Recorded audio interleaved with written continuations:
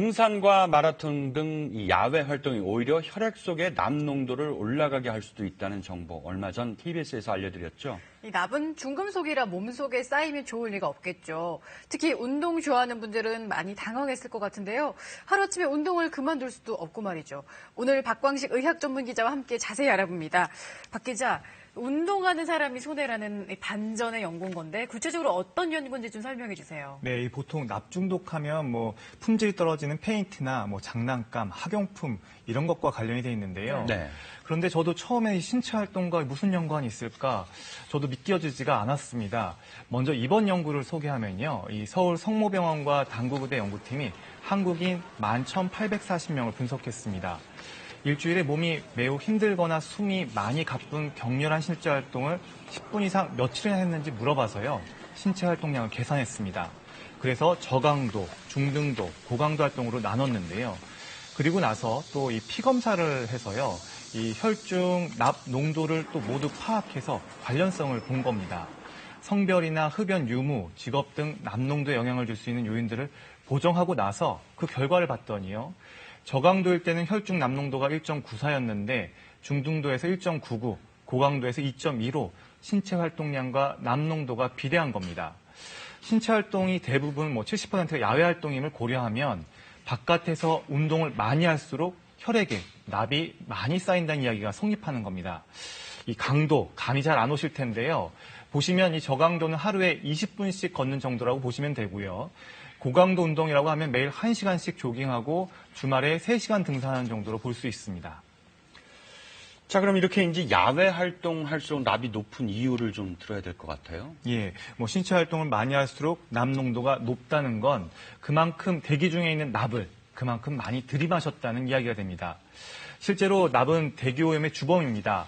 석탄 연료가 연소될 때 많이 나오는 것으로 알려져 있는데요.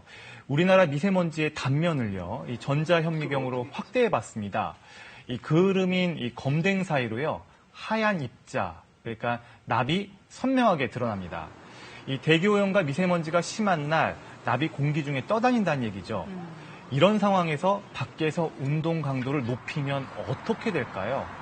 이 운동 강도에 따른 호흡수를 측정한 결과 이 평소 걸을 때 한 10초에 한두 번이지만 시속 6km 정도로 뛰면 대여섯 번으로 늘어납니다. 밖에서 운동 열심히 할수록 오염물질의 체내 유입량이 많아지는 겁니다. 그런데도 미세먼지와 대기오염을 심각하게 생각하지 않는 경우가 많은데요. 지난 4월 서울에서 열린 마라톤 대회가 그렇습니다. 출발선 뒤로 주변이 온통 뿌였습니다. 이 당시 미세먼지 농도는 매우 나쁜 수준이었지만 10,000명 가까운 시민이 참가했습니다. 이 국외 상황도 마찬가지입니다. 지난 2014년 베이징 마라톤 장면인데요. 최악의 미세먼지 상황에서도 마스크를 착용한 사람들이 많아 이 방독면 마라톤이라는 오명까지 썼습니다. 실제로 당시 참가자들이 이 마라톤이 끝난 뒤에 확인해 보니까요. 흰색 마스크가 지저분하게 변해 있었습니다.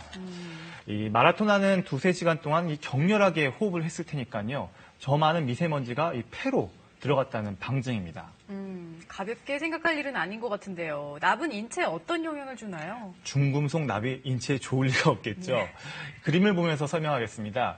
지금까지 알려진 납 독성을 보면요. 신경계 독성이 있고요. 또 혈압을 올리고 빈혈을 일으킬 수가 있습니다. 반면에 고농도의 급성으로 노출되면 뇌와 콩팥에 심각한 손상을 일으킬 수 있고요. 이뿐만 아니라 임신부 여성은 유산과 또 남성은 불임을 일으킬 수 있습니다. 또 납은 세계보건기구 산하 국제암연구소가 분류한 2급 발암물질에 해당됩니다. 이 납은요, 한번 몸에 쌓이면 방광기가 약 6.7년이어서 긴 편인데요. 이렇게 수년간 배출되지 않기 때문에 애초에 납에 노출되지 않도록 하는 게 최선입니다. 자, 그런데 바깥 활동을 안 할 수도 없지 않습니까? 방독면을 쓰고 다닐 수도 없고요. 어떻게 해야 됩니까? 네, 맞습니다. 사실 운동은 성인병과 각종 암 예방 효과에 유익하다는 게 다 분명히 있죠. 네. 그래서 운동은 필요한데요. 운동을 하더라도 어떤 대기 환경에서 하느냐에 따라서 몸에 유입되는 오염원을 증가시킬 수 있는 만큼 지혜롭게 해야 한다는 이야기입니다. 일단 크게 계절적으로 접근하면요. 대기 중 납 농도가 3월에서 5월 사이에 가장 높은 것으로 알려져 있습니다. 그래서 6월과 8월에는 또 낮아지는데요. 이런 점을 고려하면 봄철엔 야외 활동을 자제하고 여름철에 늘리는 게 낫겠죠. 무엇보다 가장 정확한 거는요. 실시간 대기 오염 정보의 길을 기리는 겁니다. 미세먼지 수준이 낮을 때를 골라서 바깥 운동을 하는 게 좋고요. 미세먼지 수준이 보통 이상이라면 야외에서 숨을 많이 들이내시게 되는 격렬한 활동을 삼갈 필요가 있습니다. 네, 오늘 말씀 감사합니다.